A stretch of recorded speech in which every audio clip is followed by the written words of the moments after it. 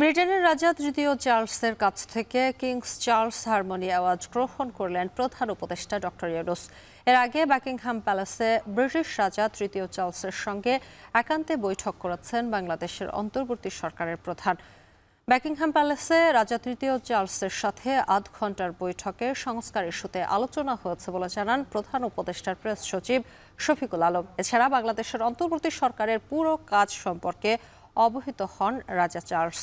তাদের মধ্যে বৈঠকটি খুব সৌহার্দ্যপূর্ণ ছিল বলে জানান প্রেস সচিব। এরপরই লন্ডনের সেন্ট জেমস প্যালেসে আয়োজিত এক অনুষ্ঠানে ডক্টর ইউনূসের হাতে মর্যাদাপূর্ণ এই পুরস্কার তুলে দেন রাজা চার্লস।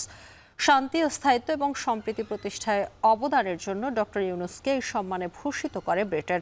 দেশের বর্তমান পরিস্থিতিতে এই পুরস্কার বড় অর্জন এবং সম্মানের বলে জানান প্রেস সচিব শফিকুল আলম।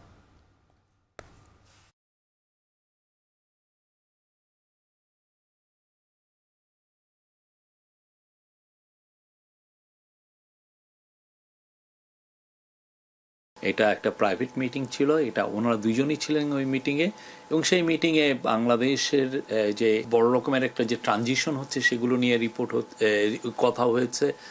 আর আমাদের চিফ অ্যাডভাইজার কিং চার্লসকে জানিয়েছেন যে তারা কি কি রিফর্ম ইনিশিয়েটিভ নিয়েছেন। অ্যাওয়ার্ডটা একটা রেয়ার অনার ওনার জন্য বাংলাদেশের কনটেক্সটে এই সময়ে এইটা একটা বড় স্বীকৃতি, বাংলাদেশের মানুষ পুরো বাংলাদেশের জন্য এটা একটা বড় অনার।